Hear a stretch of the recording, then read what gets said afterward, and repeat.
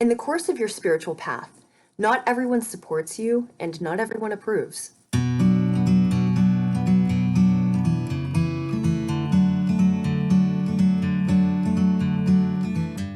This full moon is in PURVA PHALGUNI Nakshatra, and a really well-known native is Madonna. Madonna was not this blank canvas waiting for somebody to show her what to be. She was a woman with a vision, and what her vision was, what her creativity was, evolved over time, but she was the one with the vision. She was the one with the creativity. She was the one with the hard work. She was also the one who never stopped to ask people what they thought. She wasn't concerned if people liked her or agreed with what she was doing or how was she doing in the polls. She wasn't really concerned with public opinion. She had a vision and she realized that creative vision.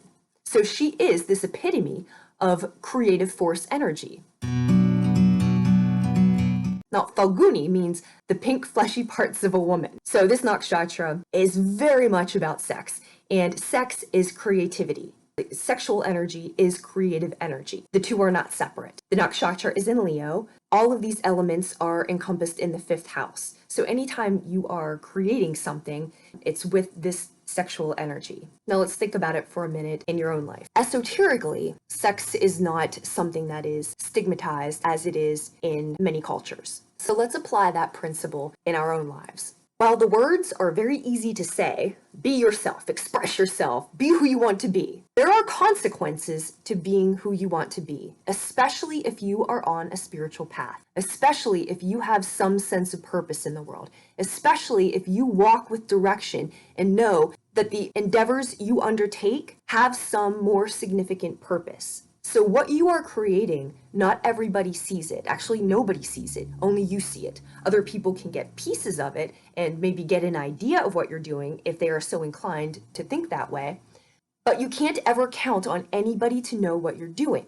So what happens is somebody will step in without knowing what the big picture looks like, without really knowing what you're creating, and they just pick apart the little things that you do. They pick apart the little pieces of how you do things.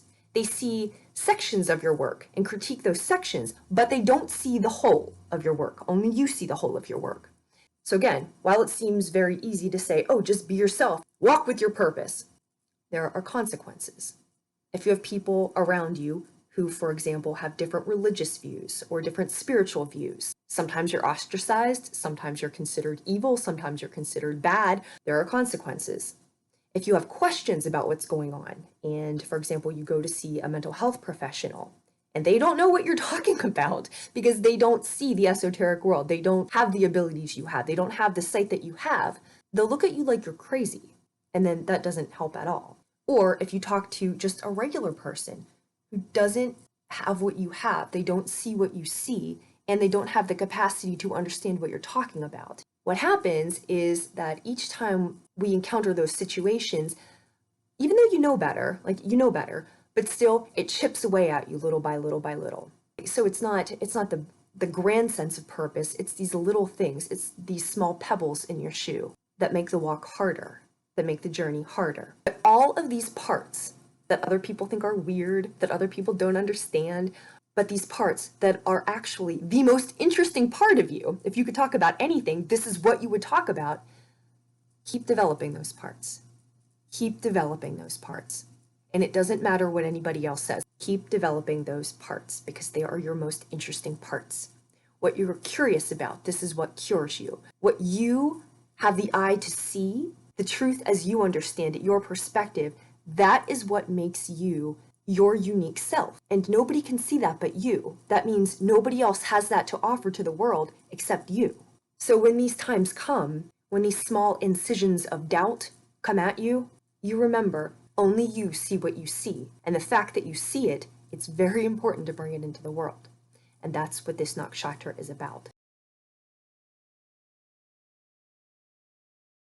The moon is in PURVA PHALGUNI Nakshatra. Preceding that was Maga, the ancestors, and PURVA PHALGUNI is becoming immersed in another body. So you are out of the world and now you're in the world and creating. It's the power of positive procreation, actually the ability to create something. The symbols of it are a bed or a cot, a hammock, a platform. So what's associated with it is, think a platform, a guru, somebody teaching on a platform. So knowledge, and then the bed, a resting place. So a place temporarily where knowledge comes into the world and has a place to be expressed, but for now is resting. This energy also has to do with purging and releasing, because when something new comes in, we have to have let something else go. So these past few months, where we've been working on these changing situations and deciding what stays, what serves our highest purpose, what serves our path versus what impedes our path, we're making these changes. And we're looking at our relationships, and we're looking at our livelihoods, and we're looking at our pastimes, and we're looking at our friends, and deciding what's there versus what should go. Everything that you've released, everything that you've calmly closed the door on, has made room for now this creative energy from above. This nakshatra is also about divine partnership. So it's something from above that the individual is trying to merge with. It's the soul being let loose in the material world to gather knowledge, and then looking at who we partner with, how we partner with ourselves, and are we working with ourselves or against ourselves? So the lunar period of these next 2 weeks is this place of rest and acknowledging what's now come into your life, what resources you have available to you, and looking at what your soul is here to do. Creative energy is sexual energy. So for a minute, let's consider the tie between nudity and knowledge. Think of Adam and Eve in the Garden of Eden, that story. Adam and Eve were naked. That wasn't the problem. The problem is when they became aware of the fact that they were naked. So it wasn't the nudity itself, it was awareness of it. We are made to feel so ashamed of our sex, of our body, of our physical desires, our imaginative desires. There's barely a place you can look where someone's not trying to make you feel self-conscious because they're trying to also sell you a solution. It can take a lifetime just to get over not feeling self-conscious about your appearance or your body or what your utility is to the opposite sex, because we even conceptualize our own usefulness to how, especially as women, whether or not men find us attractive. Thus, like, if men find us sexually useful to them. So it's interesting, right? Like, that dynamic's not the problem, but calling attention to that dynamic, awareness, and then bringing to conscious awareness that we are aware that that's happening. That's the problem. That's when you become a feminist. That's when you become a loudmouth person. That's when you become problematic, when you start to make other people feel uncomfortable. And that has to do with people who are trying to use your energy and redirect your creative energy, your sexual energy, in a way that's useful to them. Whereas this nakshatra is having you bring it back to yourself and the knowledge of how powerful that is and what you can do if that energy is harnessed and directed in a productive way.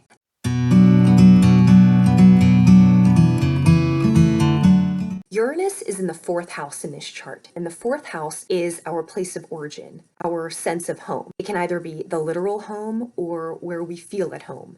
And the fact that Uranus is present in the 4th house in this chart is indicating that how we feel about home is going to change. The setup alone of this chart is very telling. The first thing is what's called a bucket.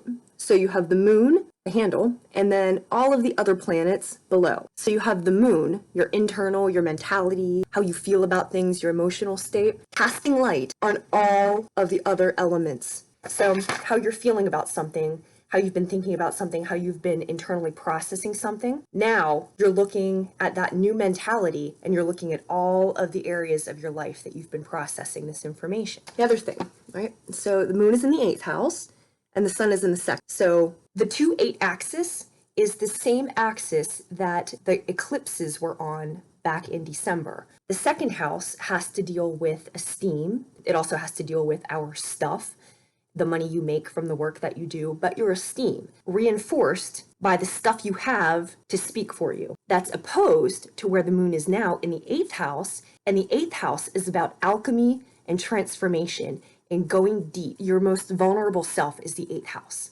So when you're done with your transit in the 8th house, it's a different type of self-esteem. It's a self-esteem that's invisible. So whereas the 2nd house is your stuff, but you have something to show for it, and that's how you derive your esteem, 8th house is something different. So it's the esteem you get from the spiritual work that you've done, but on the exterior, you don't have anything tangible to show for it. So consider how that shows up in the world. how we consider somebody who has done well. You have cool stuff, you have a nice house, you have a good income, you've got a cool car, you've got nice clothes, you can go places, you have stuff. So your stuff somehow speaks for you. And the way we get wrapped up in that is very subtle. How you get to see what you're really about is after that 8th house action. When you come out the other side of your 8th house, the strength that you have is internal. It's a spiritual strength that you've had. So that's what this new moon is. Moon is in the 8th house, so you're going through something internal. Any growth you have that happens internally, nobody gives you a paycheck for that. So if it feels like thankless work, that's because socially it's not something that's particularly valued. The aspects for this chart are very interesting too. You have Saturn square Uranus as a feature. So Saturn, structure, coming up against Uranus, disruptions. So disruptions in your structure. Pluto is trining Mars. Pluto, looking underneath things. And then Mars, what are you going to do about it? So now that you have this truth, what are you going to do about it? Moon, trining Uranus. Trine means that this is just a very natural energy flow. So you are now in the mood to do something unexpected. Aries, sun, moon, and rising. This full moon is occurring in your 5th house, and the 5th house has to do with creativity, love affairs, fun, pleasure, children. It has to do with the entire theme of the full moon, creative expression, sexual energy, what you're bringing into the world. And so the full moon is asking you to look at who you are in partnership with when you're bringing something into the world. So when you think about what you're creating and what you are here to do, who is around you and how do those relationships support you or deplete you? You, Aries, you are a fast-moving sign. You are a fast-moving energy. Your forte is not hanging out, talking about the feelings and seeing what goes on. You just go. So there will be a tendency to just go. But what this moon is having you look at, right? So 5th house is across from 11th house. So what you create and the friends, associations, and networks that you're part of. And this matters because who you're part of, what you're part of, speaks for you. And whatever you belong to, you're part of that group. You carry that energy with you. So whatever you are bringing into the world, consider that enhancement or baggage. So the people you are around, the people you associate with, they will affect what you're able to do. They either enhance your creativity, they understand you, there's an environment where you can do everything that you're trying to do, or they need you to tone it down a little bit. They need you to be a little bit less of yourself because you're just a little bit too much. So this is what the moon is asking you to pay attention to. Are you able to do what you need to do in your current associations? Now, Pluto, the planet of transformation, has been transiting your 9th house. And 9th house has to do with travel, with expansion of the mind, with higher learning, with philosophy. So Pluto's been looking at those things and looking at really where you want to go. And now it's forming a trine, which means it's a very harmonious aspect. So it's like a perfectly legitimate next step. So it'll be perfectly natural. So you've been looking at these things and you've made some decisions, and now you're going to initiate something in your 2nd house. So your 2nd house has to do with your earned income or your esteem. So it's possible that based on where you wish for your mind to expand, you're going to engage in something that will enhance your self-esteem or possibly enhance your income.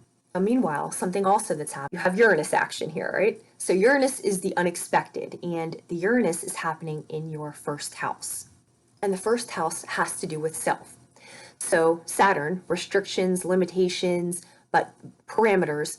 Saturn is in the 10th house of career and public reputation. So whatever structures, whatever career, public reputation structures are currently in place for you, they're going to square Uranus in your 1st house. So something unexpected with you will happen. This is not necessarily a negative thing. So Uranus is just, it's the unexpected, but it's positively aspected a couple different places. So the sun is sextiling Uranus, which means that's something in the 1st house. There's an opportunity for you. And also the moon is trining Uranus, which means you feel fine about whatever's happening. You feel very natural, very at home, at ease with whatever this Uranus occurrence is. So the way that you work with a square is you acknowledge that it's happening. So something in your house of career, public reputation, is going to have attention, or something unexpected will happen concerning you in your first house. And then when it happens, integrate it successfully. So you have a heads up, you see it's well aspected, you're going to feel good about it, you're going to have an opportunity with it, just watch for it. But really, in all of this, pay very specific attention to who you align with, who you partner with, and what effect those associations have with what you're able to bring into the world. Have you noticed that the places you once were are not the places you can be anymore? Where you've come from, that ground is burned behind you. Who you used to know, not only do they not do it for you anymore, but you physically have a hard time being around them. Energetically, it just doesn't fit anymore. It's just not a match anymore. But more than intellectually challenging, it's actually physically challenging. It's energetically challenging. Socially, that's very awkward because you don't fit in. You fit in fewer and fewer places. But in a spiritual sense, this is good news because it means you're growing.